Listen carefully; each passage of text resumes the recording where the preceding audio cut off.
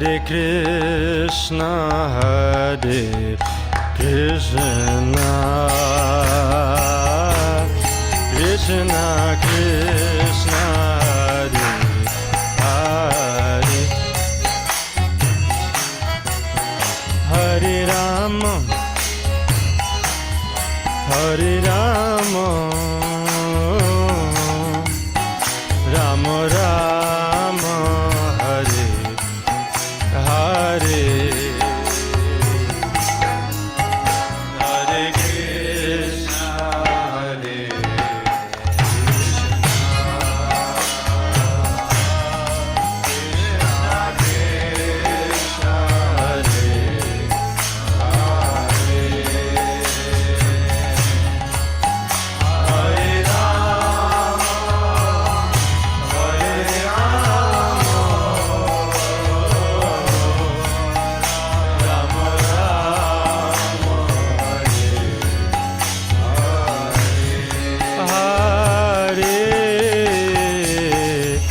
Krishna, Hare Krishna, Hare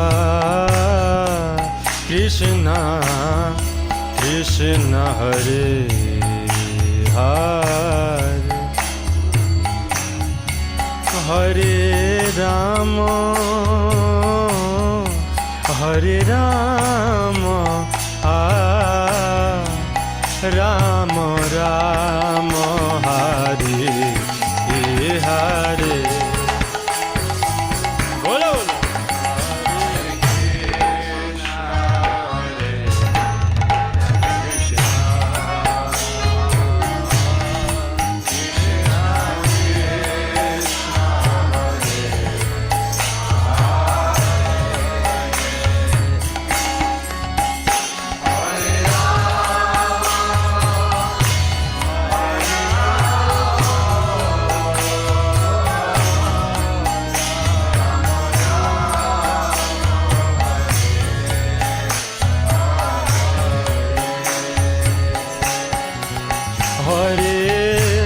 Krishna, Hare Krishna, Krishna Krishna, Hare Hare, Hare Rama, Hare Rama, Rama Rama, Hare Hare, Hare Krishna, Hare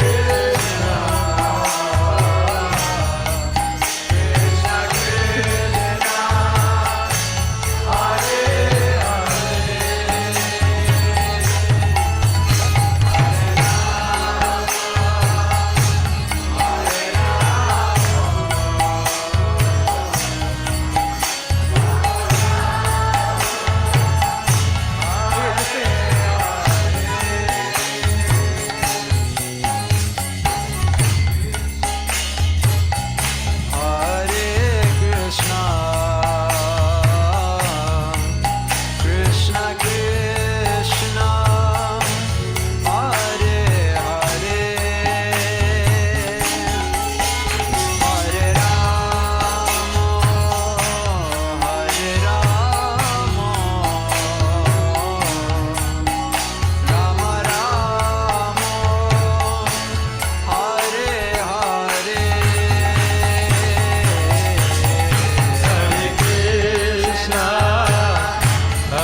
Hare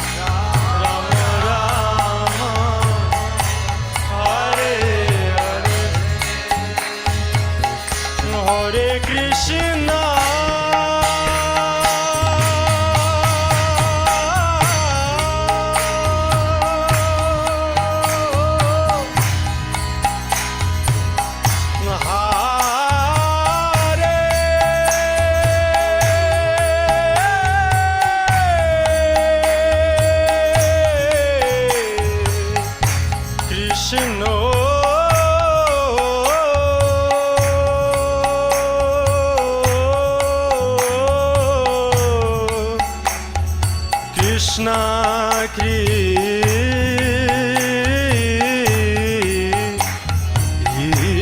Krishna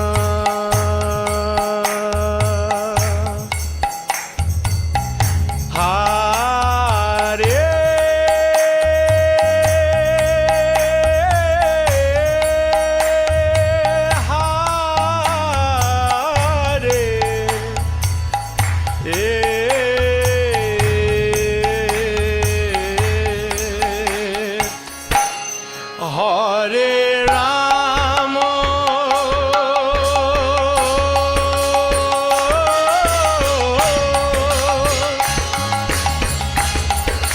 Hare Rama, Rama Rama, Hare Hare.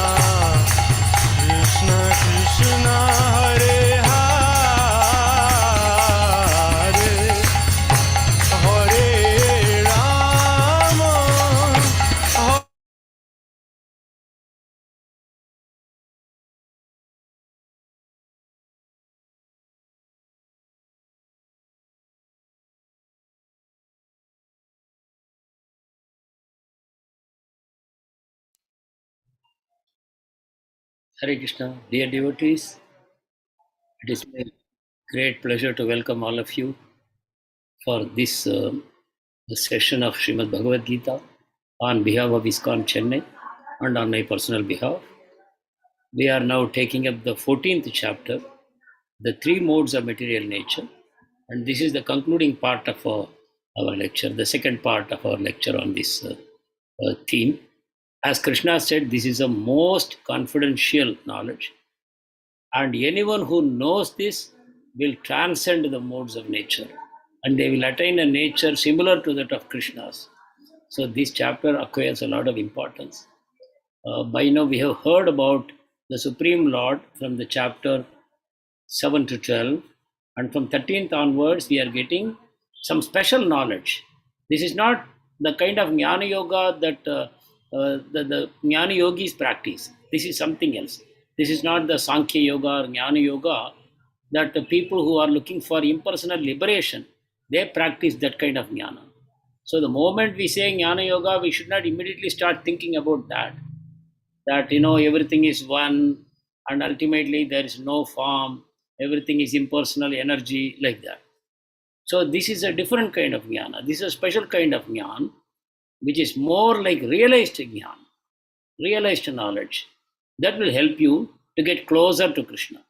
The kind of jnana practiced by jnana yogis, they take them away from Krishna, that kind of knowledge, but this knowledge is going to take us closer to Krishna. So, in that sense, I request all of you to join with me in praying to the Parampara to give us the necessary empowerment to understand the subject which is being discussed, both for the speaker and for the listeners.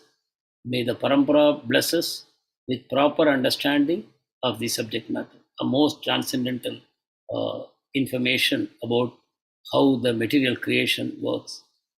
Hare Krishna. ॐ अज्ञानतिमिरान्धस्य ज्ञानाञ्जनशलाकयः चक्षुरुन्मिलितं येन तस्मै श्रीगुरवे नमः। श्रीचैतन्यमनोभीष्टं स्थापितं येन भूतले स्वयं रूपकदा मह्यं ददाति स्वपदान्तिकं। वन्देऽहं श्रीगुरो श्रीयुतापदकमलं श्रीगुरून् वैष्णवांश्च श्रीरूपं साग्रजातं सहगण रघुनाथान्वितं तं सजीवं साद्वैतं सावधूतं परिजनसहितं कृष्णचैतन्यदेवं श्रीराधा कृष्णपादान् सहगण ललिता श्रीविशाखान्वितांश्च। हे कृष्णा करुणा सिंधो नमो ओं विष्णुपादाय कृष्णपृष्ठाय भूतले श्रीमते भक्तिवेदांत स्वामिन्निति नामिने। नमस्ते सारस्वते देवे गौरवाणी प्रचारिणे निर्विशेष शून्यवादी पाश्चात्य देशतारिणे। हे कृष्णा करुणा सिंधो दीनबंधो जगत्पते गोपेश गोपिकान्त श्रीराधाकान्त नमोस्तुते। तप्त कांचन गौरांगी श्रीराधे वृंदावनेश्वरी वृषभानुसुते देवी प्रणमामि हरिप्रिये। नीलाचल निवासाय नित्याय परमात्मने बलभद्रा सुभद्राभ्यां श्रीजगन्नाथाय ते नमः। वाञ्छाकल्पतरुभ्यश्च कृपा सिन्धुभ्य एव च पतितानां पावनेभ्यो वैष्णवेभ्यो नमो नमः।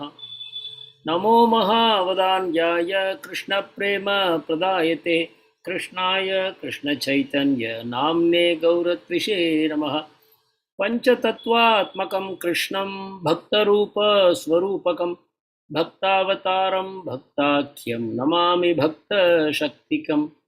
जय श्री कृष्ण चैतन्य प्रभु नित्यानंद श्री अद्वैत गदाधर श्रीवासादि गौर भक्त वृंदा। हरे कृष्णा कृष्णा कृष्णा हरे हरे, हरे राम राम राम हरे हरे। हरे कृष्णा कृष्णा कृष्णा हरे हरे, हरे Ram Ram Ram Hare Hare. Hare Krishna, Hare Krishna, Krishna Krishna, Hare Hare, Hare Rama, Hare Rama, Rama Rama, Hare Hare. Mukam karoti vachalam pangum langayade girim yatkripatamaham vande Shri Gurum Dhinatarinam Paramananda Madhavam Sri Chaitanya Ishwaram Hari Om Tatsat. सर्वोपनिषदो गावो दोग्धा गोपालनन्दनः पार्थो वत्सः सुधीर्भोक्ता दुग्धं गीतामृतं महत्. Hare Krishna. Once again, it is with great pleasure that I welcome all of you for this session on the 14th chapter of Srimad Bhagavad Gita. We left at the 16th shloka, we will pick up from the 17th. So, up to now, we have heard what are these three modes of material nature, what kind of qualities they comprise of, and what kind of effect they have on a person who is under the influence of a particular mode. And we also came to know that it is not that one person is subjected to one mode, it's not like that. Everybody carries all three modes. And some people have a dominance of sattva, some people have a dominance of raja, some people have a dominance of tama. That is one thing. But also within the same person, different qualities may take dominance at different points of time. Even though we can classify like Brahmana means under sattva, but they will also be subjected to rajoguna and tamoguna. Sometimes they will rear their head in their consciousness, but they are dominantly under sattva guna. Similarly, kshatriyas are in rajoguna. They are, go-getters. They have goals and they want to achieve those goals. They want to be respected. They want to be to have name and fame. They want to have a position in the society, and they work hard to expand their empires, to keep their citizens happy, and to get other kings to become subordinate to them and to offer taxes. Like that, kings are always very eager to achieve things. So they are in Rajoguna. And Vaishya is dominantly under Tamoguna, but he has some Rajoguna mixed in that. Because of that reason, he performs maintenance of agriculture, he maintains cows, and he also does trade. He has a desire to accumulate wealth and be a big man in society. But at the same time, the Tamogun part of it, he has no interest in spirituality. His interest in spirituality is nominal. Whereas in the case of Brahmana, the interest in spirituality is the highest. And in Kshatriyas, they have a tinge of spirituality. That means the Rajoguna is tending upward. That's why we used to call Rajarshi. Rajarshayas tatha. Krishna would say, I have given this knowledge of Bhagavad Gita through a parampara of Rajarishis. That means it's a combination, Raja and Rishi. Raja is Kshatriya, he is having Rajogun, but Rishi is having Sattvagun. So that is a combination. These were the kings. We used to have solar dynasty, lunar dynasty, and they used to be like representatives of God. Citizens would worship them as God because they are the people who are guiding the entire society on the proper track. They are more focused on the society rather than on individuals. That is why, today when we sometimes read Puranas, we are unable to understand. Why did Ram banish Sita, who was flawless? Why did he do that? And why did Ram kill Vali from a hiding place? Like this, we raise so many questions in the Puranas and in the behavior of the avatars. Because in modern age, we are more under ignorance. So we look at only short term. We don't have a long term vision. Otherwise, do you think any sane civilization, a sane society, or a sane human being will pollute their waterways the way we have done? Our rivers, mighty rivers, have become carriers of sewage right within the city and everywhere. The ocean floors are littered with millions of tons of garbage. Today they say, please don't eat fish because the fish contains so much of mercury, which has been ingested from whatever garbage we throw into the ocean. We think nothing will happen. So we are all so much in Tamoguna. So a ruler, if the ruler is in Tamoguna, what will happen to the society? Andayatandai upagiyamana. Prahlad Maharaj says, it's a situation of blind leaders leading blind followers. In a democratic society, this is very unfortunate because the majority of the people are blind to spirituality. And because they are going to elect one of them, obviously they will only elect a person similar in nature to themselves. Blind people will never elect a man with vision. If you ask them to elect, they will not elect. They will elect another blind man to lead them. What will happen to them? Whereas under a monarchical system, the king is trained, especially in Gurukul, by wonderful Brahmanas, and he's got the knowledge of the soul, body and soul as different. And he's very focused on the soul. And he's also focused that the rest of the society, which is governed by him, they will also get the knowledge of the soul, that it is different from the body. So imagine if you have a king like that, who understands the importance of the soul, and he wants to take care of his own soul, then what will he will do? He will impart the same knowledge to the whole society. That's why Bhagavad Gita was disseminated by Lord Krishna through a Raja Parampara. Imam Vivasvate Yogam Roktavan Aham Avyayam. Like that, he starts with that. From Vivasvan. Vivasvan Manave Praha Manur Ikshvagave Bravit. Like that is, it's coming in a parampara. Evam parampara praptam imam rajarshayor viduhu. So the Rajarshis knew this Bhagavad Gita. Rajarshayor viduhu sakalaineka mahata yogo nashta parantapa. But with the passage of time, by the inevitable effect of time, the knowledge has been slowly corrupted and people have lost it. Now I have come again to give it through you. So Krishna is saying like that. So this knowledge, the Vaishyas have a more tendency to accumulate wealth and to enjoy wealth. And ultimately, Shudra is completely in Tamogun. They have absolutely no knowledge of, they have no knowledge. They have no real knowledge. We know, already we have read, Sattva means real knowledge. In Sattva only you get the real knowledge. Actually, Sattva is also not complete knowledge because we already told all three modes are in ignorance only. The entire material creation is under ignorance only. So, and it operates through the three gunas. The three gunas are Sattva, Rajo, Tamoguna. Tamoguna means maximum ignorance, Rajoguna, less ignorance, and least ignorance in Sattva-guna. You have to transcend all three gunas. Then only you can become free from ignorance. But as long as you are in Sattva-gun, you are very unlikely to commit serious sins because your tendency is to think high. Simple living, high thinking appeals to you when you are in Sattva-guna. You understand that your qualities are going to influence your happiness. It is not going to come from wealth or accumulation of power, etc. You know it. So naturally, your tendency is to be happy. So that way, it is Sattva-guna that can make a person knowledgeable and happy. Or in other words, only Sattva-guna can give you that knowledge which can make you happy. Only higher knowledge can make you happy. So that way, in Sattva-guna, we can be happy. So, but the society is now working towards happiness only. The governments are trying, the bureaucrats are trying, the legislators are trying. They're all working on how to make the society happy. United Nations is trying, and the governments of respective countries are trying, and the social workers are trying. All the leaders are trying how to make everybody happy.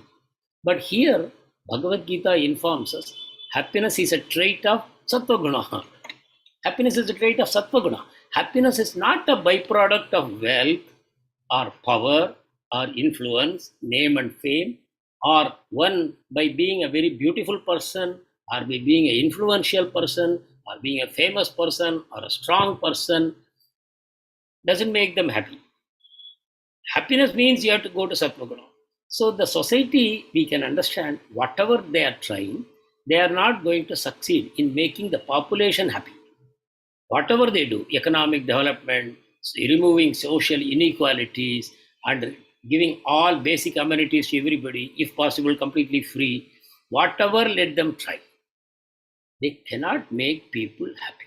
They will continue to clamor Why? Because they also don't know how to become happy, and the leaders also don't know how to make them happy.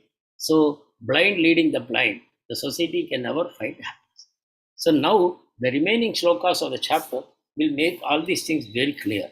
And I would very strongly recommend to all of you, please read the purports of Srila Prabhupada, because every time I read the purport, something new hits me like a thunderbolt. How did I not notice this? Or how did I not understand this? So clearly, Prabhupada is telling. Like that, I feel. Basically, what is happening is the more we read Prabhupada's books, the more we practice spiritual sadhana, our intelligence is getting cleansed, purified. As we go on chanting the holy names, as I told in the last class, as we go on chanting the holy names, the impurities in the heart get removed. Then, if you read the same purports of Prabhupada, it will throw more light in your consciousness and it will make you happy, because knowledge is happiness, ignorance is misery. This is fact. So, people in Tamogun are not competent to become happy. Staying in Tamogun, whatever you do, cannot become happy. Staying in Rajogun, whatever you do, you may get temporary happiness, but it's a flicker. It will go away. It will be replaced by misery. If you really want to be happy, abiding happiness, if you want, you need to advance, elevate yourself to Sattvagun. Is it not a major revelation for us from Krishna? So that we may not waste our time further in fruitless pursuits, thinking this will make me happy, that will make me happy. In one word, Krishna disposes all those notions, all those grand planning. Krishna says, no way, these things will not make you happy. Happiness is a quality of true knowledge, and true knowledge comes from Sattvagun, and that we have to continue. So in 17th shloka, let us read. Sattvat sanjayate jnanam rajaso lobha eva cha pramadamoho tamaso bhavato jnaname ajnanameva cha. So here Krishna will explain how our nature is influenced by the modes. The answer is, mode of goodness leads to real knowledge. Real knowledge. So real knowledge is, can somebody unmute and say what could be real knowledge?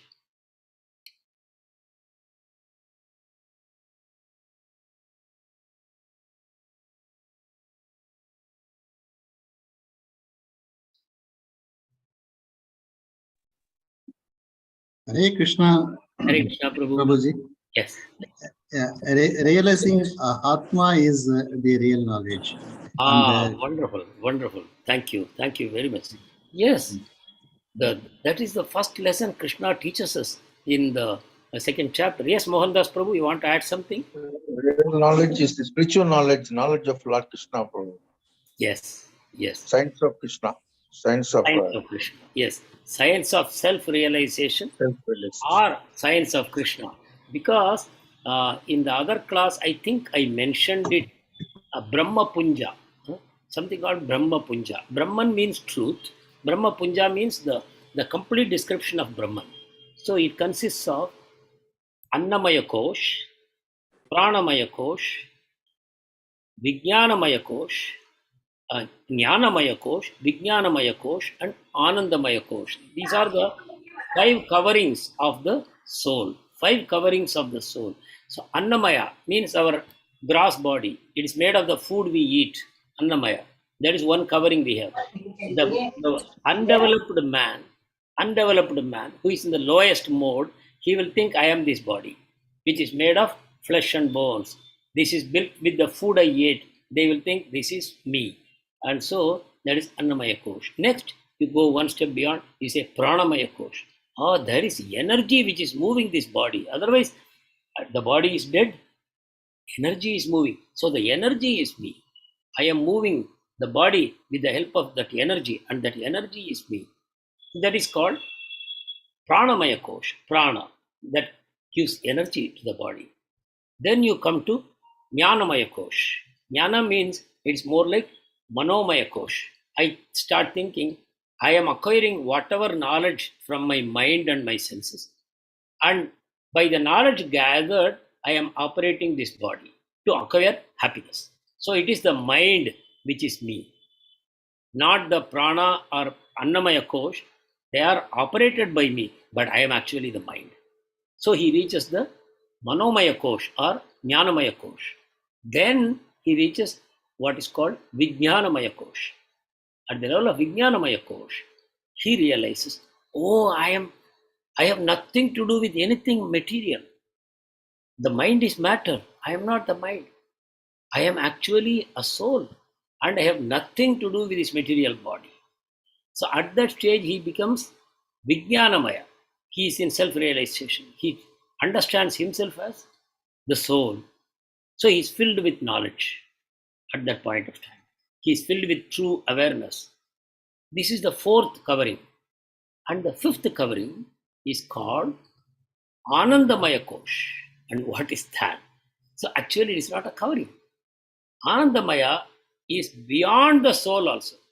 From the body, you have noticed step 1, step 2, step 3, 4, we have come to the soul, realization of the soul. That means next thing is something within the soul I am going to see. Up to now, I saw something outside the soul. But now I'm going inside the soul. And what do I see? I am seeing the Paramatma. I am seeing the Supreme Lord. And that is the Anandamaya Kosh. Supreme Lord is full of bliss.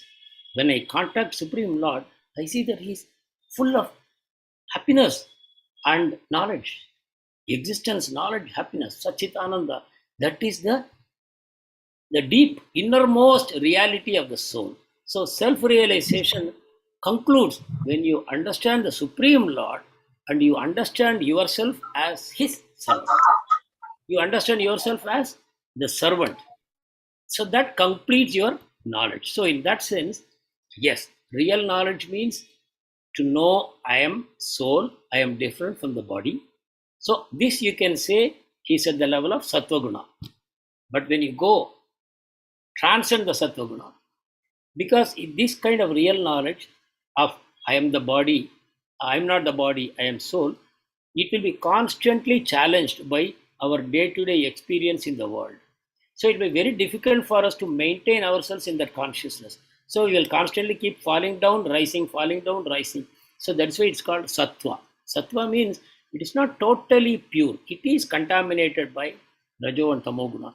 Whereas if you transcend the Sattva Guna, then you get the knowledge of the Supreme Lord, Brahman, Paramatma, Bhagavan. All this knowledge you get. So that is also self-realization. If you see from the Brahma Punja definition, what I gave you just now, the soul, the Supreme Soul is the soul of the soul. Our soul has a soul, that is the Supreme Soul. It is by the will of the Supreme Soul that my soul is alive. My body is alive because the soul is present. Similarly, the soul is alive because the super soul is present. So that way, you get complete knowledge when you come into Krishna consciousness. And mode of passion leads to greed. Greed means a person is constantly active because he is filled with so many desires. He is never fully satisfied. To maintain himself, to maintain his family, to get name and fame, to get power and position, he is constantly working hard and he is never happy. Sometimes his efforts fail, sometimes his efforts succeed. In either case, he doesn't become happy. His greed drives him on and on and on. That is the stage of a person in passion. So that leads to misery, greed. And the mode of ignorance, tamogun, leads to foolishness, madness, and illusion. So here Prabhupada says, we should know, please read the purport after the class is over. Prabhupada is saying, present civilization is not very congenial to the living entities. You cannot, if you reflect for 5 minutes, you will understand, yes, present civilization or society is not congenial for us because it is keeping us in Rajogun and Tamogun. It's not allowing us to rise to Sattvagun, which alone can make me happy and which alone can give me true knowledge. So there is no wonder, there is no peace, and there is no happiness in this world because people don't have the true knowledge. What is true knowledge? Prabhupada says, it is the capacity to see things as they are. Real knowledge is like light, prakashakam, prakasha. In light only you can see things. Real knowledge is that light. So then only you can see things as they are. Prabhupada says, today for example, Most people have become addicted to non-vegetarian food. I don't know. Any of you who is over 40 years, 50 years old will agree with me. There was never so much non-vegetarianism in India. When Hinduism was the dominant religion and most people respected Hinduism, everybody knew non-vegetarian food is sinful. And people would abstain from non-vegetarian food on at least special occasions, particular months, particular days of the week, particular tithis, phase of the moon. They would not touch non-vegetarian food. And on special festivals or special rites at home, samskaras, they won't take non-vegetarian food. But now you see, there is so much non-vegetarianism. If you just go on the main road, you'll see so many shops advertising non-vegetarian food. So Prabhupada says, if people had the knowledge that if I kill animals, I will be killed. I am disturbing one soul which is in that body, just as I am in this body. There is a soul in that body, and I am disturbing its lifespan. So that soul will come back and kill me. This is the law of God. God does not personally implement it. It is by the law of nature, it automatically happens. For every killing I do, or for every killing that I am accomplice, we say accomplice, no? Accomplice means what? Somebody kills, but I am inducing that person to kill. So if I am eating non-vegetarian food, I am inducing somebody to kill and supply the meat to me. So it's not that I have to personally kill. When it comes to non-vegetarian food, the person who grows the animal and the person who transports the animal, the person who buys the animal, who cuts the animal, who cooks the animal, who distributes the animal, who eats the animal, like that, 6 types of people are mentioned. They all will get the sin of killing. They all will get the sin of killing. Some people maybe think I am only transporting, no sin will come to me. It's not like that. Person transporting also will get that sin. So that way, this killing is never going to make you happy. Because you kill an animal, you have to take birth as an animal. And the animal has to kill you. That means we are creating a miserable future for ourselves because we are lacking in knowledge. So Prabhupada says, because in this Kali Yuga people don't have knowledge, they are putting themselves into future suffering. And today also they are suffering because of past ignorance, actions done out of ignorance in the past. So today also they are suffering, tomorrow also they are suffering because nobody is helping them to come into real knowledge. So Prabhupada says, Krishna consciousness is recommended to everyone. Why? Because whether you are in Tamogun or Rajogun or Sattvagun, Krishna consciousness can lift you up to a transcendental platform very quickly, very quickly. Instead of focusing on our own body, we can focus on Krishna and we can forget our obsession with our body.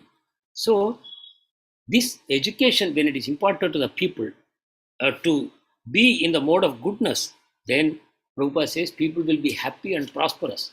Prabhupada also says, even if the whole population does not become Krishna conscious, even if a small percentage becomes Krishna conscious, the whole world can become happy and prosperous. Why? Because they will provide the leadership.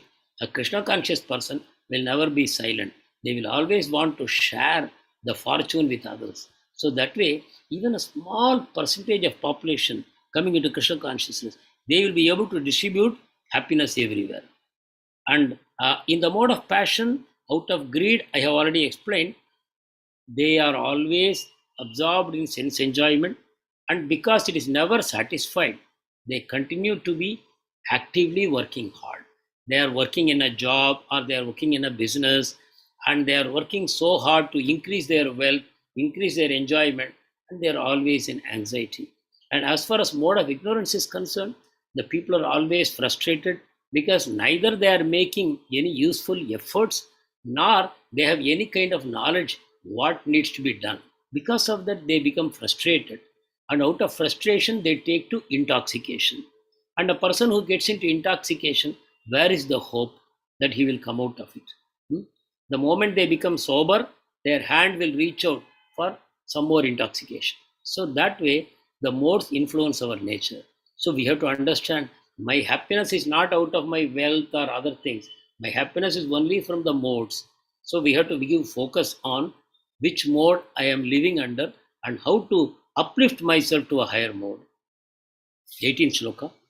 ऊर्ध्वं गच्छन्ति सत्वस्था मध्ये तिष्ठन्ति राजसाः जगन्यगुणवृत्तिस्था अधो गच्छन्ति तामसाः.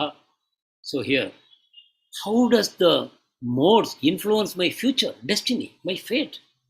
How the modes influence? So Krishna responds. People situated in Sattva-guna gradually go upward to higher planets. So, we call lower planetary systems, middle planetary systems, upper planetary systems. Lower planetary systems are in Tamoguna, in darkness. Middle planetary systems, yeah, they are in Rajogun, that is where we are. The earthly planets, they are all in middle. And the upper planetary systems you have up to Brahmaloka. They are in Sattva-guna. So if somebody is living in Sattva-guna, when he dies, he will go upward to heavenly planets. He may go to Swargaloka, then Janaloka, Tapaloka, Maharloka, Swargaloka, to Brahmaloka. Like that, they can go higher and higher. So Sattva-guna elevates a person to higher and higher levels of consciousness, and they can go up to Brahmaloka, which is so amazingly joyful without any anxiety. So this is the nature of Sattva-guna. It takes you to higher conditions where wondrous conditions, unimaginably wondrous conditions are available. That is what the mode of goodness can bring you. So mode of goodness means what you have to do? Focus on true knowledge. We should give up greed and we should give up intoxication. Any kind of intoxicating activities we should not indulge, and definitely no violence in the form of non-vegetarian food. And we should focus on acquiring knowledge of the soul and of God. That way we can rise into the mode of goodness. Whereas Rajoguna, it keeps us in the earthly planets. If you're in Rajoguna, we will remain in the earthly planets, but there is a risk because, as I already told, the gunas don't operate independently. There is always mixture of gunas happening. So a passionate person is more likely to go down into Tamoguna. And then they may take birth in animal bodies also. So that is a risk of being in the mode of passion. Because he is not always pure. If somebody is in pure Rajogun, then he may take birth as a king or a very wealthy, influential man. But because there is always Tamogun mixing, there is a risk of going down and down. And as far as people in dominantly Tamogun is concerned, their life is very risky. They will be taking birth in 84 lakh species as birds, beasts, reptiles, trees, etc.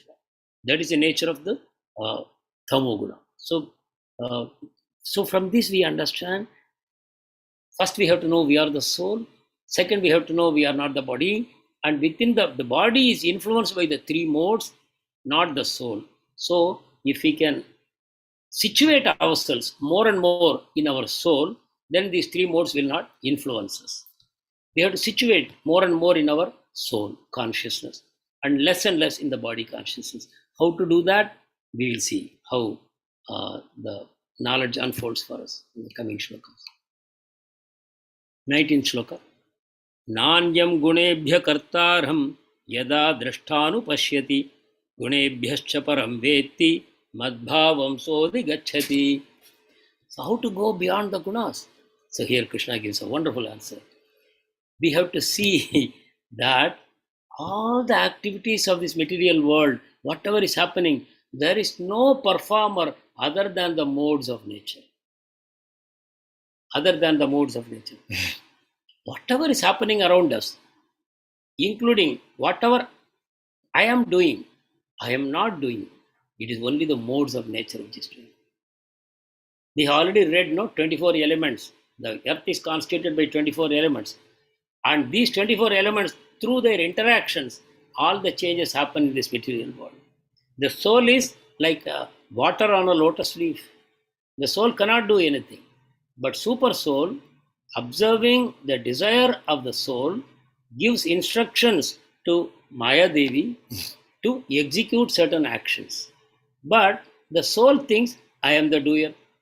And because it thinks I am the doer, it also becomes the enjoyer or sufferer of the outcomes by the wrong identification with the material body. We are not the body and we are not the doer of anything. Everything is done by the material nature. And this is the knowledge we should have. First thing, that is, I am not the doer. The doer is the modes of nature. Not only I am not the doer, people whom I blame, my family, my children, my relatives, my enemies, my government, I am blaming many people for my suffering. But that is also wrong because they are also not the doers. Ultimately, the modes of nature are the doers. So this knowledge we should have. Secondly, we should know the Supreme Lord as transcendental to the modes. By seeing Krishna like a human being, we should not think Krishna is also a material man, that Krishna is also under the modes. When you can realize that Krishna is not a man, Krishna has come like a man. Guda Kapata Manusha, Bhagavatam says, he has come covered, appearing like a human being. Why? In order to have loving reciprocation with his devotees. The Supreme Lord comes to this planet only to have loving reciprocation with his devotees. He has no other purpose. Even though we can say so many reasons, but they are not the true reasons. They are external reasons. The internal reason for the Lord to come to this material world is to have loving reciprocation, dealings with his devotees. And also to leave a legacy about which people will continue to speak in future times for millions of years. Like we see, we are talking about Prahlad Maharaj story. We are talking about Dhruv Maharaj story. How many millions of years have passed? So these are the reasons why the Lord comes. So when we can understand Supreme Lord, though he is appearing in a two-handed form and he appears to be made of flesh and bones like we are constituted, we come to wrong conclusion that he is a man. And also when he is dancing with the gopis and he is stealing butter, or he is telling lies to his mother, or he is apparently doing wrong things on the battlefield to help Arjun to win, we think, oh, see, he's like that. Or sometimes he becomes angry. The Lord shows anger. We think, actually, he is angry. But see, if he becomes angry, he is within the modes. So you have to understand, the Supreme Lord is never under the modes. The modes are his servants. He is the master. Actually, he is the maker of these modes. When he creates a material world, these modes are supplied by him to the material world. These are all his energies. The modes are like chains, and he's, or you can say ropes. He's a supplier of the ropes to bind the fallen souls. But how does he can bind Krishna? So by understanding Krishna, by understanding the pastimes of Krishna, by understanding Janma karma chame divyam evam yo veti tattvataha. Krishna says, my birth and my activities are transcendental. They are not material. They are not under the gunas. By knowing this, you will attain Krishna's nature. What is Krishna's nature? Spiritual nature. What is spiritual nature? It is a nature which is beyond the gunas. It is always one. It is always spirit. There is no mixing of sattva, rajo, tamo guna there. It's called transcendental nature. What is the transcendental nature? It's all complete prema. It is complete manifestation of prema in various forms. Even though it is appearing in various forms, it is all prema only. So that is the nature of Krishna, and you will attain that nature. What nature? The nature of prema. And then you become qualified to enter into Krishna's planet. You can enter into Goloka. So this is the way to transcend the gunas, by becoming a Krishna conscious person. By realizing that only the modes are active, I am not the doer, but there is Krishna who is beyond the modes. Then automatically what you will start doing, because you get a nature similar to Krishna, you become attracted to him. All the contaminations are gone. We are contaminated by the gunas, but once the gunas are gone, contaminations are gone, then you are naturally attracted towards Krishna, and then you go back to him. So this is the 19th shloka. Let's go to 20th. Okay, so, but is it possible for a living person to become free from the modes? Because just now we said the body is made of the three modes. Anything in this material world is made of three modes. Our body, our senses, our mind, our intelligence, our false ego, all these are polluted by the three modes. Having said that, is it possible to be free from the modes even while we are in this body? Even while we are in this body. That's a question. So, 20th shloka I am reading. गुणानेतान् अतीत्य त्रीन् देही देहसमुद्भवान् जन्म मृत्युजरा दुःखैर्विमुक्तो अमृतमश्नुते. Yes, it is possible. When the embodied being, we are all embodied being. We are not bodies. So we are embodied and we are beings. Being means soul. Embodied being. We are all bound in this body. If we can transcend the modes which are associated with the body, so while you are in the body, you can transcend the modes. How is it possible? We will see. So if you transcend the modes, then you become free from birth, death, old age, and distress. You will never suffer and you can enjoy immortality in this very life. So please don't think I have to die to become free from the modes. No. And actually, when we die, our subtle body will still be with us. And the subtle body is also subjected to the modes. So by dying, you cannot become free from the modes. But you have to become transcendental. That means you should no longer associate with the body. You should realize I am the soul. In this way, you can become free from the modes. And free from modes means no more birth, death, old age, and suffering for you. So this is the message what Krishna is doing. So the word Dehi means embodied. We are in a body, but we are not the body. So the process is Krishna consciousness. When we do Krishna consciousness or we do devotional service in Krishna consciousness, then we become free from the material entanglement. Why? Because when you are doing devotional service, you will forget that you are the body. Because you are more and more thinking about Krishna, who is beyond the modes. And Krishna's body is not material, it is spiritual. And your soul is also spiritual. So when you associate with Krishna, then your soul begins to slowly separate from the body. You forget your body as long as you are serving Krishna. Slowly, like a ripened coconut, how it becomes free from the shell. When we break the shell, it comes out, the nut comes out, immediately jumps out. Like that, when you are associating more and more with Krishna, your soul separates from the body. Soul is not conscious of the body anymore. So that is the way to free the soul, and this way we can enjoy transcendence. Now Arjuna is asking a question. कैर्लिङ्गै स्त्रीन् गुणान् एतान् अतीतो भवति प्रभो किम् आचराः कथं चैतां स्त्रीन् गुणान् अतिवर्तते. So Arjuna is asking, oh my Lord, tell me the symptoms of a person who has transcended the modes. What are the symptoms that I can see in a person who is transcendental? That means I want to know who is beyond the modes. By seeing the person, can I tell? By what symptoms I can know that a person is transcendental? Second question, how do they behave? And thirdly, how do they transcend the modes of nature? How did they achieve it? I would like to know, because I would like to do the same thing. How did they achieve that? So these are the questions. So Prabhupada says these questions are very appropriate because Arjuna wants to know how can he become free from the influence of the modes of nature. And by watching somebody who is transcendental, I will try to emulate him. I will try to follow in his footsteps, and I will try to change myself also to a higher level of consciousness. So Krishna responds with 4 shlokas, 22 to 25.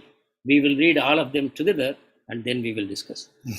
Shri Bhagavan Uvacha Prakasham cha pravrittim cha mohameva cha pandava na dveshti sampravrittani na nivrittani kankshati udasina vadasino gunairyo na vichalyate gunavartanta ityevam yovatishtati nengate समदुःख सुख स्वस्थः समलोष्टाश्म कांचनः तुल्य प्रिया प्रियो धीरस् तुल्य निंदात्म संस्तुतिः मानापमानयोस्तुल्यस् तुल्यो मित्रारि पक्षयोः सर्वारंभ परित्यागी गुणातीत स उच्यते. So Krishna has described who is a person who has transcended the modes of nature. So here is a list and I have given it here. So a soul that has transcended the modes will exhibit the following symptoms. the person will neither hate illumination. Acha, can someone unmute themselves and tell me what this illumination, attachment, and delusion means? Can anyone say what is illumination or attachment and delusion? Hare Krishna, Prabhuji. Hare Krishna, Prabhu. Yeah, Prabhuji, illumination like enlightened with the Krishna consciousness, and attachment like we don't, our sense gratification, we Yes. are not indulging, and Yes. delusion is like we are the body and all these things. So we are we have illusion that we are the body, and so that. Yeah, good. But can you explain it by what we are learning just now from this chapter? Can you give some terms to describe these three? Illumination, attachment, and delusion? Prabhuji, like if we are illuminated like that light, like light, light is there, So then what there is is that? no. So what does it represent? Illumination? Sattva-guna. Illumination means sattva guna. Yes, because in illumination, in sattva guna, all the senses, all the openings of the body, prakashakam, it is enlightened. Enlightened means there is knowledge. There is true knowledge. The other day we discussed how the doors, our senses are the doors for the soul. So the door is under control. That means if any undesirable thing tries to enter, the door will close. And desirable thing comes, doors will open. So that is illumination, because there is light at the door. At every sense, there is a light. In our eyes, in our ears, what I want to hear, what I don't want to hear, it is illumined by true knowledge. So that is sattva guna. And what is attachment?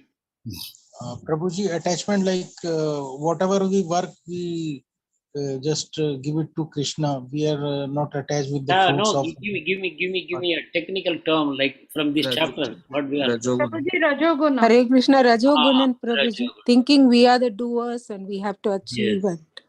Yes. So that means illumination, attachment, and delusion refer to sattva, rajo, tamoguna. Right. So what Krishna is saying, a transcendental person neither hates sattvagun, rajogun, or tamogun when it wells up in him, nor when it doesn't come, he doesn't feel any disappointment or eagerness to experience it. We have already discussed in the earlier class that these three gunas are always competing.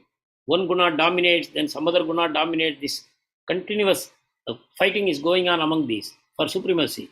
So a transcendental person will know right now I am in sattva guna. Yes, is it possible? Can somebody tell? Is it possible? Hypothetically, theoretically, do you think it is possible? Hare Krishna, Shivakumar Prabhu or Anupam Prabhu? Yes, Prabhu, it is possible. I suppose. Yes, I suppose. Correct. Absolutely, I agree with you. It is possible. It is possible. When you increasingly identify yourself with the soul, when you believe the scriptures, when you believe the spiritual masters, and you try to read the scriptures regularly, and you try to chant the holy names regularly, then you can see. When you are under sattva gun, when you are under rajogun, when you are under tamogun. You are under means your body, your gross body, your subtle body is under different modes of nature. And as a soul, as a witness, you are seeing this is happening. But you are detached from that. When it happens or when it doesn't happen makes no difference to you. So this whole 4 shlokas, you will see neutrality. Krishna is speaking about it again and again and again. Neutrality. How to be neutral.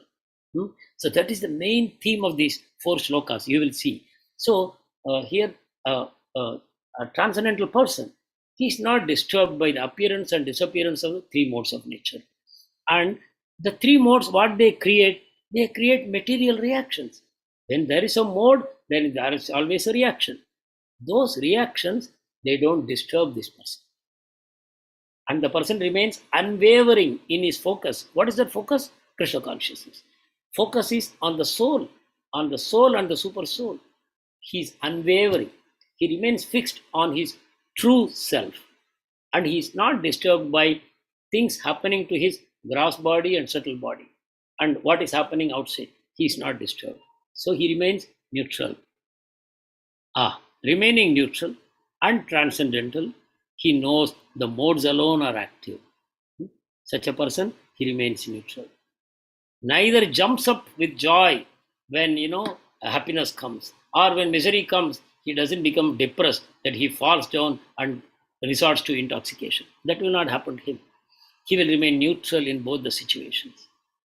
So that is possible for a transcendental person. And he situated in himself, you see, clearly this is the culmination. He situated in the self, which is soul. Soul, or better than that, Krishna. He is situated in Krishna as his eternal servant. Jivera Swarupahai, Krishna Nityadas. The person sees himself as eternally the servant of Krishna. And what does he do with his body? Can anybody answer? Any He answer? puts it to seva. Oh. That's it, Anupam Prabhu. Thank you. So that's it. He knows I am servant of Krishna, I am a soul, and he wants to do seva. Wonderful. But here is a doubt. He doesn't recognize himself as the body. So how does he do seva?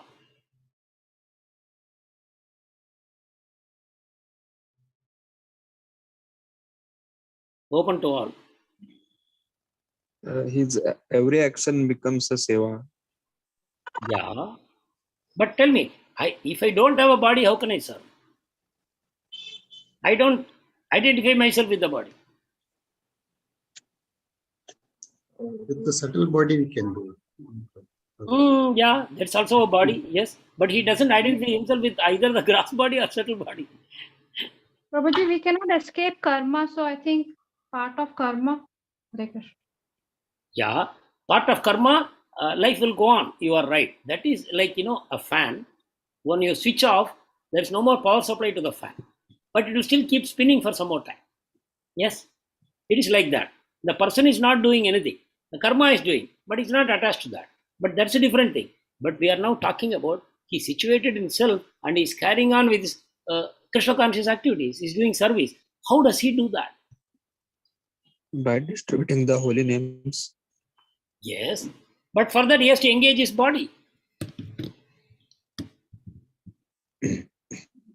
Prabhuji, he considers all souls alike, Prabhuji. Yes, that's right. But how does he operate is my question. Supposing he is totally disengaged from his body, he doesn't even see his body, then how does he work?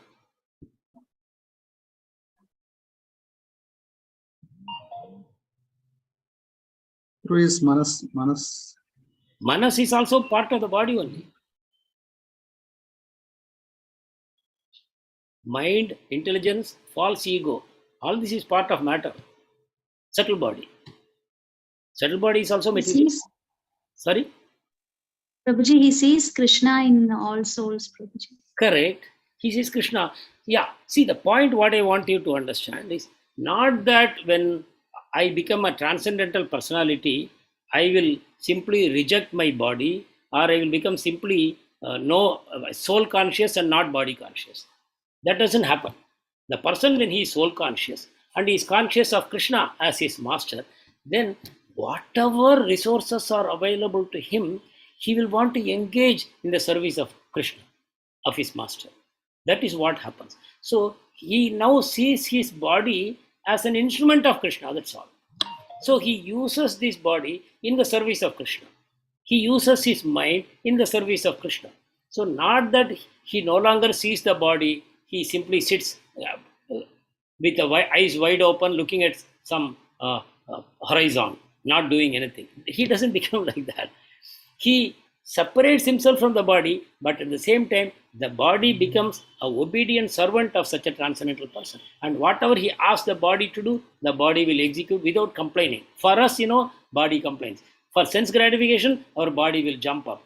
Yes, I am ready. But when you give some work, then the body will say, I am feeling too tired. Does it happen or not? So that happens because we are body conscious. we are identifying with the body, even though we have theoretical knowledge that I am not the body, but we are still struggling with that knowledge. We have not realized that knowledge. So there is struggle. And that is why we have to deeply take up Krishna consciousness, especially chanting of the Maha Mantra in this age of Kali.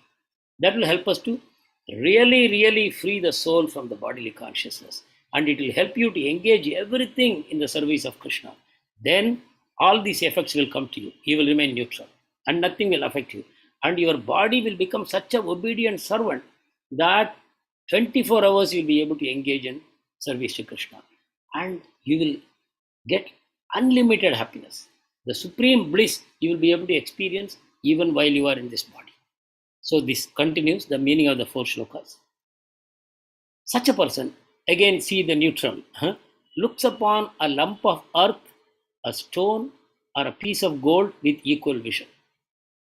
Whether it is a lump of the earth, or it is a stone, or it is a piece of gold, same thing. He is lying in front of him.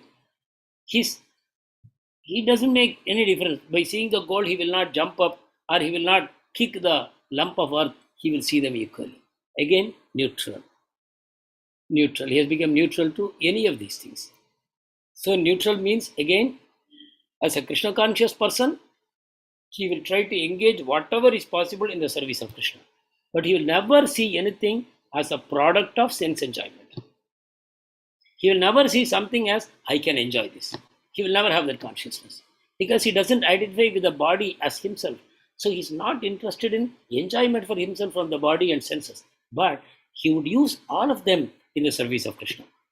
So how is this neutrality possible? Prabhupada very beautifully explains. This neutrality becomes possible even though you are in the material body by engaging in devotional service of the Lord, so that the identity with the material body is automatically forgotten. We are identifying with the body now, but when you start serving Krishna, this identification with the body is gradually forgotten. So when you are in material body consciousness, you can act only for sense gratification. Please understand this. Please write down. I am reading from Prabhupada's purports. As long as you are conscious of the material body, you can act only for sense gratification. But when you transfer the consciousness to Krishna, sense gratification automatically stops. What a simple, easy, profound way to achieve freedom from the senses, from the modes of nature. Simply by engaging in Krishna consciousness, you can become free from the modes, which is not possible for jnanis, it is not possible for the yogis, it is not possible for the nishkami karmis, but it is so much possible for a devotee. You come into the association of devotees, you accept a spiritual master and execute his instructions by chanting the holy names, by following the regulative principles, then very quickly you become free from the bodily consciousness. So the qualities of the material modes in the body will act, but the spirit soul is aloof from such activities. Yeah, the body will continue to act, like Mataji explained, like a fan switched off. The fan is still spinning, but this person has no connection with that body. So he neither wants to enjoy the body nor he wants to get out of it. You try to appreciate this. You can feel so much happiness just by meditating on this. This person, whatever happens to the body, he neither hankers for experiencing pleasures, nor he wants to become free from sufferings, nor he wants to get out of this body. Neither he wants to remain in this body, nor he wants to get out of this body. Neutral. Whether I live, I am going to serve Krishna. When I die, I will serve Krishna. That's all. Like there is a nice story about Anantalvar. I don't know how many of you have gone to Tirumala. In Tirumala, as you enter the main gate, you will see one crowbar hanging, one iron bar. And there is written Anantalvar's crowbar. With that, he did so much services in Tirumala when nobody was coming. It was all a forest 1,000 years ago. And he did so much seva there. And once he was bitten by a snake. And he did not take any treatment. So Balaji would talk to him. So Balaji asked him, hey, Anantalvar, why you are not taking care of yourself? A snake has bitten you. Why you are not taking treatment? And if you die, who will take care of me? Balaji asked him. Then Anantalvar told, don't play with me like this. If I die from the snake bite, then I will come to Vaikuntha and serve you. And if I don't die, then I will serve you here. I am your servant in any case. Whether I am in this body or out of this body, I am your servant in any case. So that is the consciousness. That is called transcendental consciousness. Not that you will forget the body and you will act like a fool, not like that. You will be very much aware of the body as an instrument of Krishna. You will not identify the body as yourself. You will identify yourself as a servant of Krishna, and you will use the body and use your wealth and whatever resources in the service of Krishna. So he becomes equal to desirable and undesirable, neutral. Something desirable, undesirable, neutral. And he is steady when somebody praises him or blames him. Is it possible?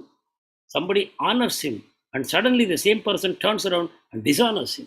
How is it possible to be neutral in all these situations? And he is the same to a friend and an enemy. And he renounces all material activities. This is a transcendental person. Renounces material activities means fruits of material activities. Not that he won't do any material activity. He will not be attached to the fruits of material activity.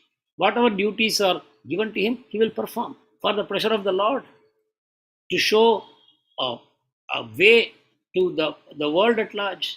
He doesn't want to set a bad example to others. So he will do his duties, but not with an attachment to the results. So these are all the amazing qualities that Krishna says a person who is free from the modes will have all these qualities. And 26, this is the answer to Arjuna's second question. Third question, how to attain transcendence? How can I become transcendental also like him?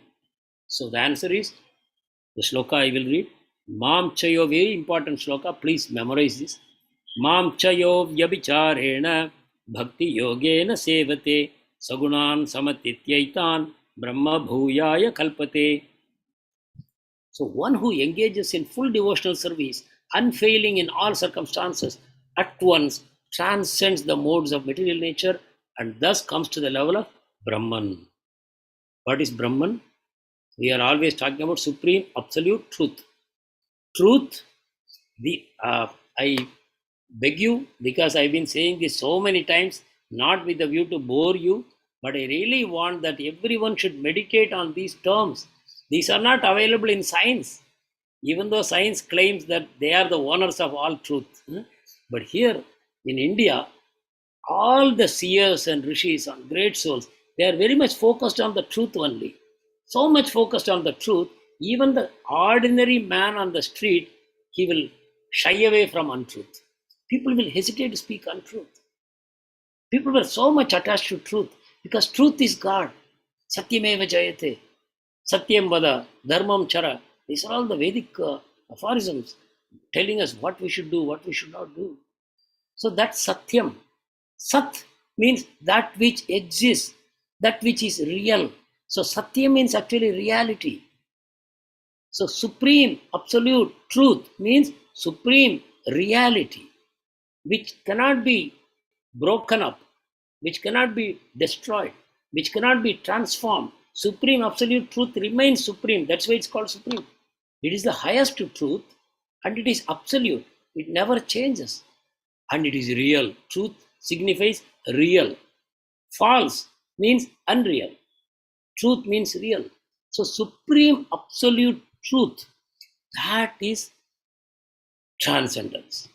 That is what lies beyond the three gunas. And that is called Brahman. Brahman. So Prabhupada says this supreme absolute truth exists at three levels. The starting level is Brahman. That is when you become closer to the supreme truth, it first appears like Brahman. It is beyond the three modes, it is beyond material creation. When you go further close, it becomes Paramatma. You realize, oh, it's a conscious entity which is the soul of everything. So from Brahman, you go to Paramatman. And then you go to Bhagavan, who is full of all amazing transcendental qualities and full of leelas, pastimes, which is attracting the heart of every soul. That is Bhagavan. So Brahman is the beginning point of Sachidananda. Paramatma, a little higher level of Sachidananda. But Bhagavan Krishna is the ultimate reservoir of all Sachidananda. So that way, how to become transcendent? By engaging in full devotional service, unfailing avyabhicharena mam chayo avyabhicharena, meaning without fail you have to engage in bhakti. Always remember Krishna. Mam anusmara yudhyacha, always remembering me, perform your duties. He's telling Arjun to fight. Remembering me, fight Arjun. As a subcurrent, as an undercurrent. The memory should go on. You should remember me. But externally, you should be doing all your duties. This is what Krishna tells Arjun. Yudhyacha, perform the war, fight the war, Vigarajvara. Don't become detached from it. You have to fight with all your heart. But at the same time, you have to remember me also. That is what Krishna is recommending. So, such a person engaging in full devotional service and all circumstances, some circumstances are favorable, some circumstances are unfavorable, but in any situation, he continues to do devotional service. He transcends the modes of material nature and he reaches the level of Brahman. Then he is called Brahma Bhuta. Such a person is called Brahma Bhuta. He may be in a body, but still he is Brahma Bhuta. Then Brahma Bhuta Prasannatma Nasochati Nakangshati. He is neither hankering nor lamenting for anything. Samasarveshu Bhuteshu. He becomes equal to all living entities, neutral, equal to all living entities. And Madbhaktim Labade Param. At that point, he will become my devotee. At that point, he will become a devotee. So you may be wondering, but we have already become devotees. We have not reached that stage. Yes. Krishna is saying, someone who has become Brahma Bhuta, who has become equal to everyone, he neither laments nor hankers, such a person becomes my devotee. But how did we become devotees? So that difference is, we got the mercy of Srila Prabhupada. We got the mercy of the Parampara. We got the mercy of Chaitanya Mahaprabhu. And that's why we are devotees. And of course, we are sadhana bhaktas. We are trying, practicing devotion. We are trying to become devotees. But Krishna considers us also as devotees. That is his greatness. All devotees are not the same. There are sadhya bhaktas, there are sadhana bhaktas. Sadhya bhaktas means they have already achieved Krishna prema and they are also serving Krishna. And we are trying to develop Krishna prema and we are also serving Krishna. Krishna considers everybody as very dear to him. So in that sense, a Brahma Bhuta person begins to perform services to Krishna, like Sukadeva Goswami, who was a born liberated person. Same way, the four Kumaras, Sanaka, Sanadana, Sanandana, Sanat Kumar, they were born liberated personalities. But then they started rendering devotion to Krishna because he attracted their heart. Even a person who is liberated, his heart is attracted by Krishna and they start becoming a devotee. But even though we are not in that level, we are all influenced by the modes, we have not become free from the bodily consciousness, we are still engaging in sense gratification. We are struggling, failing, but trying to again stand up, trying to always run into the association of devotees for our protection. And we always run to the holy name. By chanting the holy names, we try to control our raging mind. So this is what we are. But we are sadhana bhaktas. Krishna says, simply keep on doing it. A kacha mango, a raw mango, as long as it is attached to the tree, one day it will become ripe. Only it has to remain attached to the tree. Same way, if we remain attached to ISKCON, we remain attached to devotee association, we remain attached to devotional service, then one day we will become that pure devotee of Krishna. Only we have to continue. Excuse me. So this is the last shloka. This is also an important shloka. The 26th shloka, you please memorize. Brahmano hi pratisthaham amrutasya avyayasya cha shashvatasya cha dharmasya sukasya aikantikasya cha. So here Krishna says about Brahman, I am the basis of the impersonal Brahman.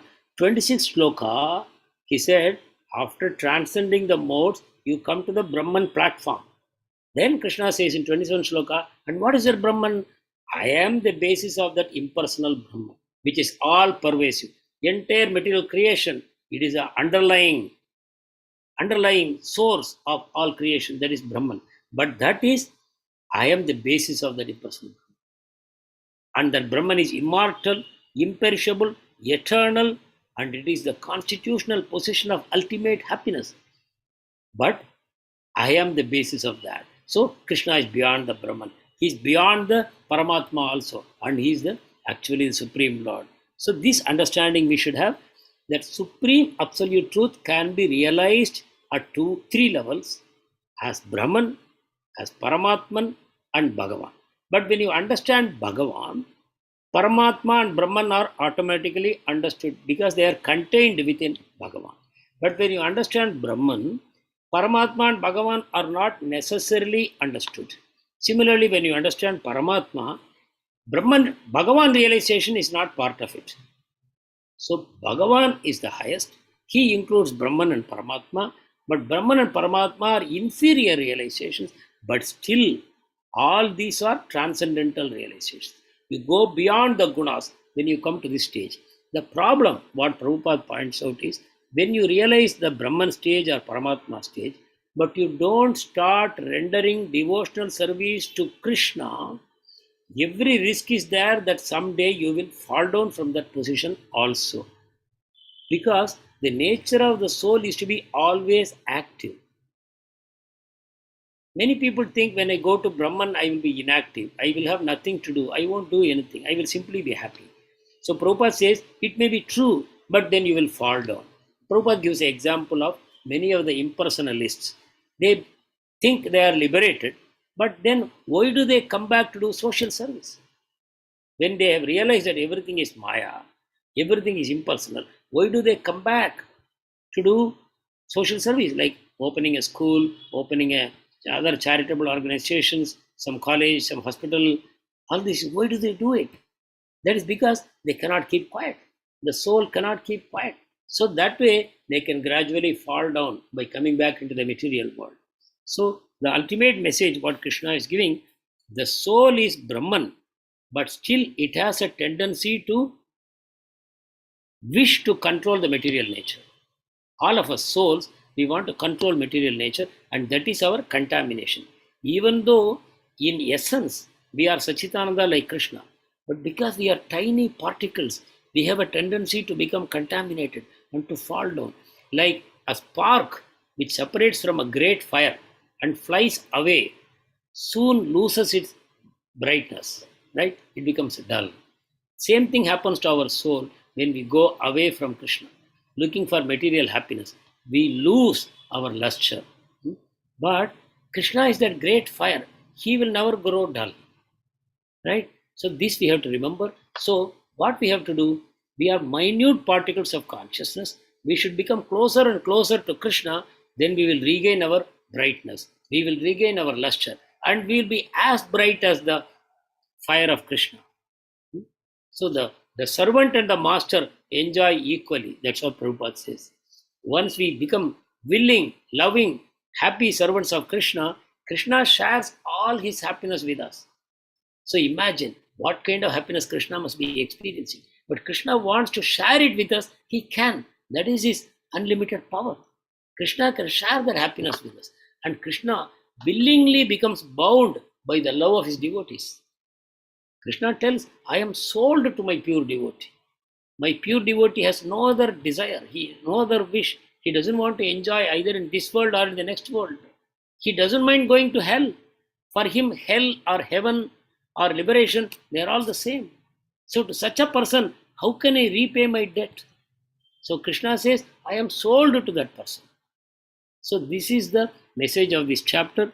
We have to understand that through the process of devotional service to Krishna, by accepting a spiritual master and in the association of devotees, by regularly chanting the Hare Krishna Mahamantra, we shall be able to transcend the three modes of material nature very easily. Like the water contained in the hoof print of a calf. Shastras give this example. It's actually a ocean. Samsara is a ocean. But the ocean becomes as small as water contained in the hoof print of a calf, not cow. Cow has a bigger footprint. Calf has an even smaller footprint. It becomes so easy that you can simply walk across Maya.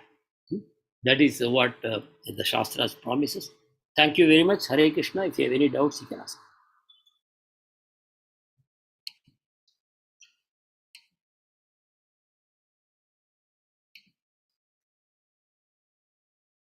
Hare Krishna, Prabhuji.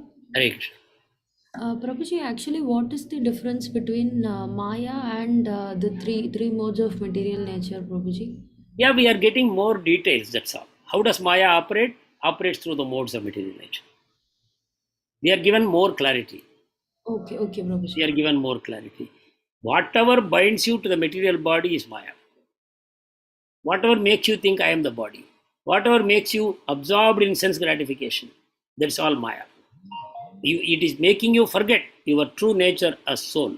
That forgetfulness is called Maya. Forgetting the soul and forgetting Krishna. This is the activity of the Maya. Hare Krishna. Hare Krishna, Prabhuji. Hare Krishna. Prabhuji, why does it always feel easier to fall into Maya but use the knowledge to go into Krishna conscious more difficult comparatively? That's how we feel. Is it a wrong perception or is it just a perception? Yeah, Hare Krishna.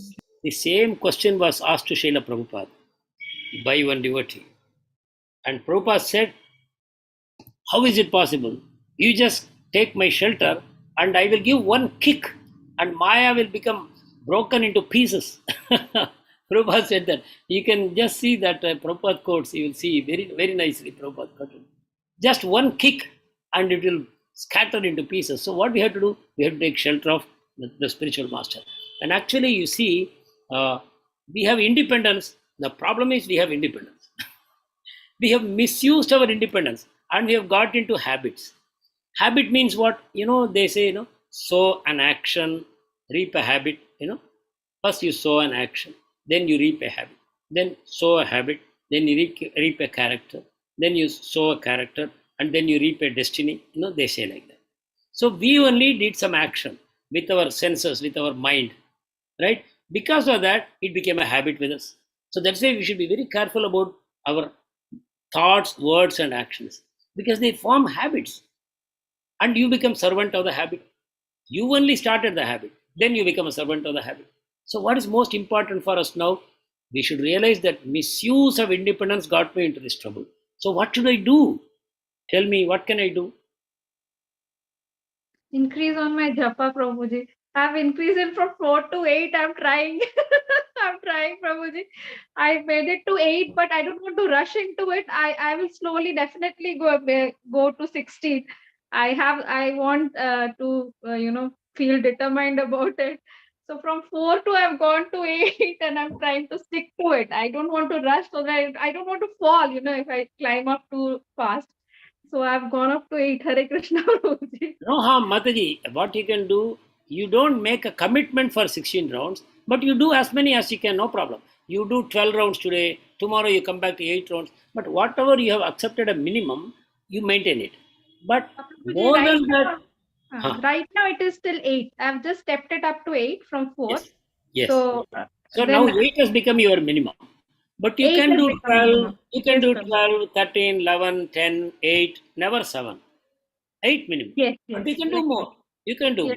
That way you can push yourself gradually upward. Yes. So actually the answer to your question is, we have misused our independence in the past. We accept that. The Lord gave me independence because I am His child. The Lord doesn't want to have a robot as His child. The Lord wants to have an independent soul as His child. But He wants the child to use the independence to love Him, because then only He can give you protection. Unless we love our Father, how He can give protection? If I say, Father, I don't want you, I want your wealth only. That story is in Bible. The prodigal son. The prodigal son, he did not want his father, but he wanted his wealth only. So Father gave him wealth, but he only messed up with his life. Then ultimately he returned to his father, and this time he accepted the father. So that is where we are trapped. We are interested. What is this Maya? It is Krishna's wealth. It is Krishna's property. And Krishna is our father. It's our father's property. We are enjoying our father's property, but we don't want to show gratitude to him. We don't want to remember him. So that is the misuse of our independence. So what we need to do, it's our spiritual master who is the Chaitya Guru who is appearing outside. It is our inner Guru, the Paramatma. He is appearing as our spiritual master outside. We have to surrender to him. and he will show us the way. So between my mind pulling one side, spiritual master pulling other side. So it depends to whom I will surrender, to my mind or to Srila Prabhupada. So this minute to minute, this choice I have to make. Initially it may be troublesome, but more and more and more, if you choose Prabhupada, then less and less your mind can control you. So please accept that at no point of time this job will be done for you by another person. It has to be done by you. Turning your independence towards Krishna is a choice you have to make. Minute to minute, moment to moment, that is the challenge in front of us. But take heart from the fact that the more you take shelter of Prabhupada, the more you reject the dictations of your mind, the more easy it will become. Because you are starting a new, wonderful habit, purifying habit, and you will become more and more purified, and it will become more and more easier to do. Hare Krishna.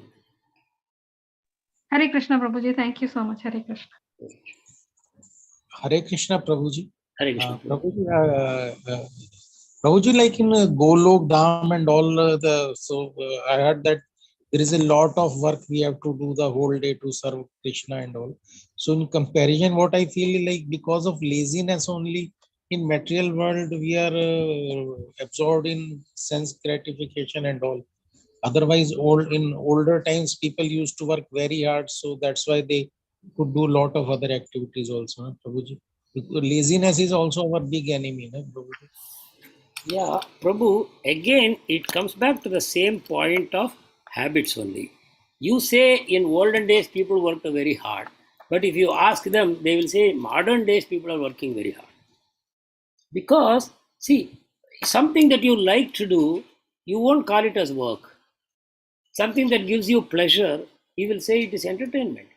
So if you are doing something that has meaning to you, then you won't feel frustrated doing it. But unfortunately, because of the rise of Tamoguna, we have lost our vision. We don't have true knowledge. And that is what our problem is.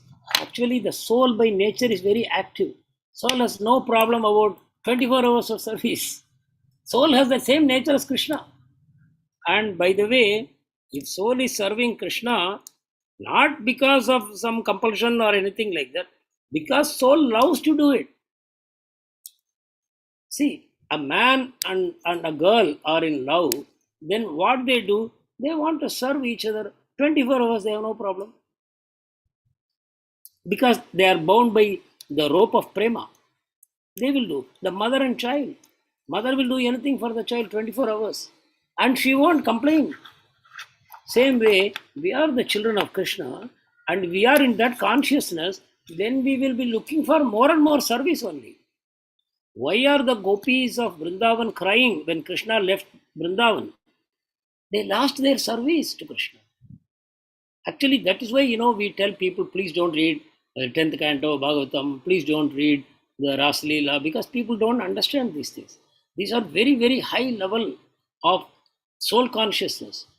When the soul sees itself as the eternal servant of Krishna, it gets its pleasure only from service of Krishna. Nothing else. So that way, it is not that there is more work in Vrindavan. You have seen the cowherd boys going to graze cow with Krishna. Do you think it is too much work for them? Every day morning, Krishna will come and blow his horn and he will invite friends. Today I want to go early. All of you come. Everybody will assemble with their calves and their tiffin boxes and they will together go to the forest. That is the work. So, work in the spiritual world is not done because they want to achieve something. It is not that today you don't take the cows for grazing, so no milk at home. It's not like that. In the spiritual world, all the cows are Surabhi cows. All the trees are Kalpavriksha trees. And every stone and dust is Chintamani.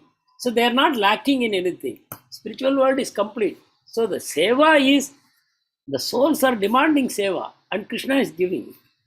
So the stimulation is coming from the souls, unlimited souls. They want, I want seva, I want seva, I want seva. So Krishna is constantly engaging them in so many services. because they want it. Not that Krishna wants seva. The souls want seva. And Krishna reciprocates by giving them seva. Am I clear, Prabhuji? Did I understand your question properly? Perfectly, Prabhuji. Thank you. Hare Krishna. Dandavat. Prabhuji. So thank you very much. And this coming Sunday, I am leaving for Vrindavan. I request all your blessings for a prayerful yatra to Vrindavan from 25th October to 25th September to 4th October. So I will meet you after my return. In the meantime, I request you to please continue to do your japa, increase the rounds as much as you can, and keep reading the books of Srila Prabhupada. Keep reading the books of Prabhupada and hearing the lectures of Prabhupada. For some more time, let us stick to Srila Prabhupada. Let us give whatever time we have to reading and hearing Prabhupada. Prabhupada has given enough for us to liberate us from this material existence. Entertainment is also there in his books. We don't have to look for entertainment elsewhere. Let us focus completely on absorbing our consciousness in Prabhupada. Everything else he will do for us. So with this message, I request all of your blessings and permission to leave. Thank you very much. Hare Krishna. Hare Krishna, Prabhu. Hare Krishna, Prabhuji. Hare Krishna. Thank you, Prabhu. Hare Krishna. Dandavat pranam. Dandavat pranam. Hare Krishna Prabhuji. Thank Hare you, Prabhuji. Thank you. Hare Krishna, Prabhuji. Hare Krishna. Hare Hare Krishna Prabhuji, excellent session. Thanks a lot. Krishna. Thank you, Prabhu. Hare Krishna.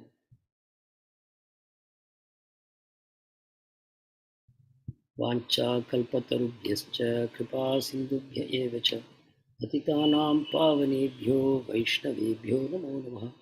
अनंतकोटि वैष्णव वृंद की जय। श्रील प्रभुपाद की जय। गुरुदेव